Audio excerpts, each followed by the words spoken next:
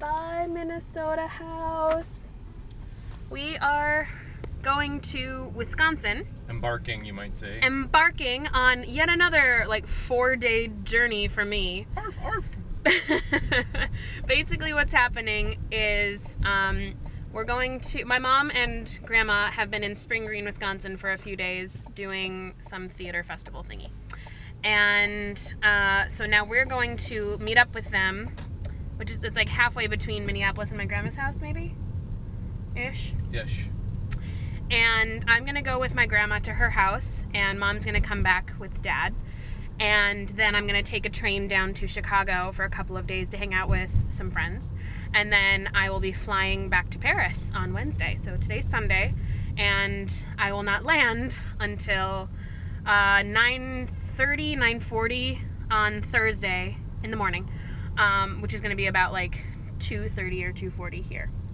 So it's almost literally 4 days of travel with fun things in between. It's been really fun to be home. I'm having this sense of like I don't want to leave because it's so easy to be home, but at the same time I want to go back to Paris and keep adventuring and get back to work essentially. Any thoughts, Dada? It's gonna be a transition. Yeah. You get to sleep in the other bedroom though. Gonna be whatever. So yeah, commence endless travel part 2. Standard Americana. We got root beer floats. A root beer float that we're gonna split. Totally white it out. Let's see.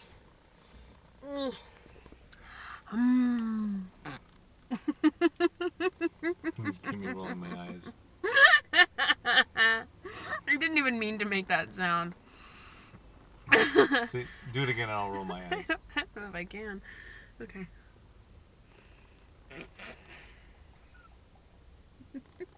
I didn't even make it up. I really did roll my eyes. I was just trying to get it off the spoon. Oh, it tastes like America. We also got onion rings. Hey, guess where I am? I'm back in Paris. Well, I'm in my apartment in Paris.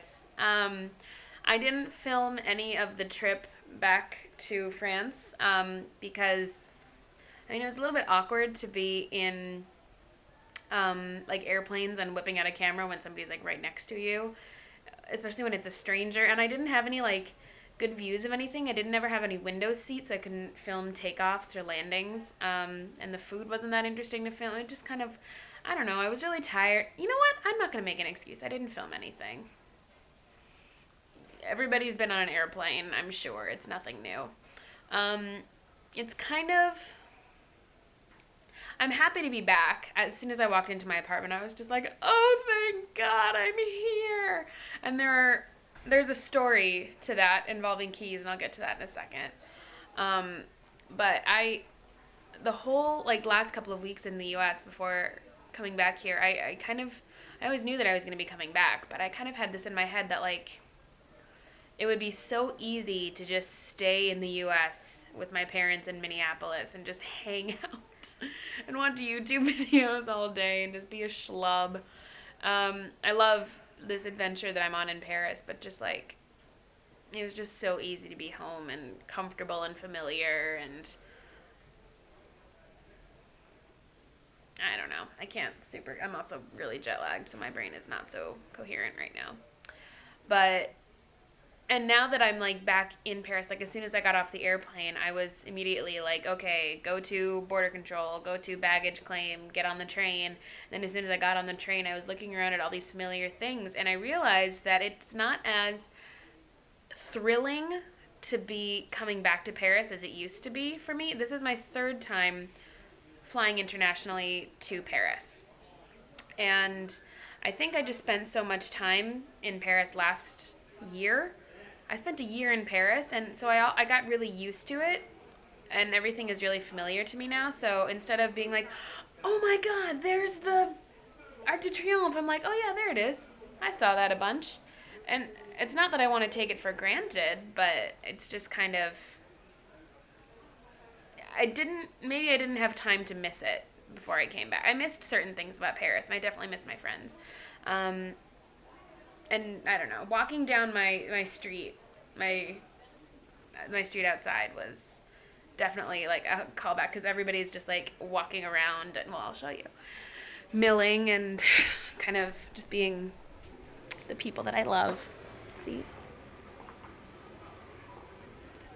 Social butterflies. So that was really fun to see. But like the whole time I was sitting in the train on my way back to my apartment, I was just kind of thinking like this is something that I've done possibly 1,000 times, not 1,000, like 500 times by now.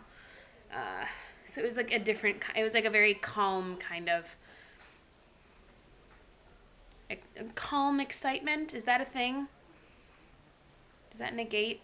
I don't know. If that exists, that's what it was.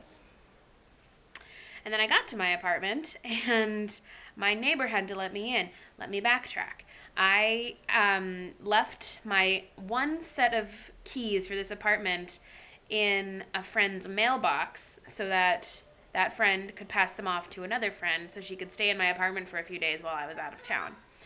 And then, due to unforeseen circumstances, the friend who had my keys had to leave Paris and wasn't going to be able to get my keys to the other friend. And I mean, totally unforeseeable, not, anybody's fault. Definitely not. But it kind of made everything a little bit complicated in terms of me being able to get back into my apartment when I got here. Obviously it worked because I'm in it now. Look, here it is. Hey, there's all the baggage. I need to unpack.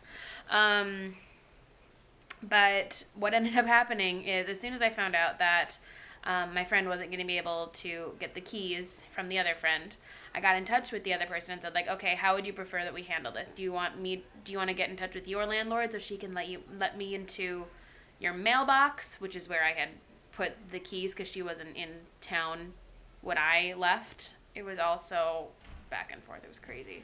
But I dropped my keys in an envelope in her mailbox, and they're still there. So can I meet your landlord at your building and she can give me the keys? And that seemed a little far-fetched. Like, I don't know if the landlord would believe that I'm the friend. I don't know. If I were a landlord, I probably wouldn't do that. Or do I stay with the friend for a few days until this person can get back to town and give me my keys?